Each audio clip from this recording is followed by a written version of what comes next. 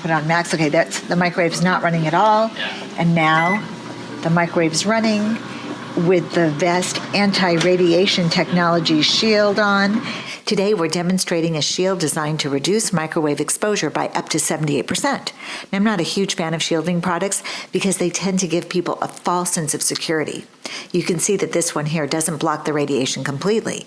Now, I love how the meters show you what you can't see. That's the invisible EMF energy. The numbers, RF radiation levels in microwatts per centimeter squared, are showing peak levels, and those are pretty darn high, even with the shield.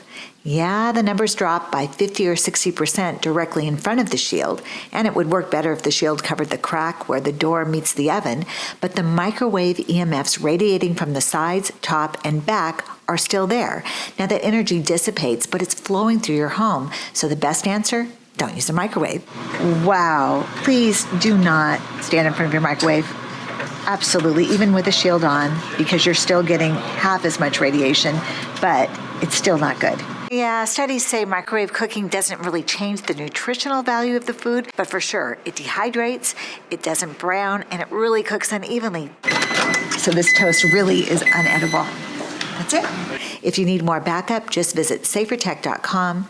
But if you must, the next time you press start on a microwave, make sure that's your signal to walk away.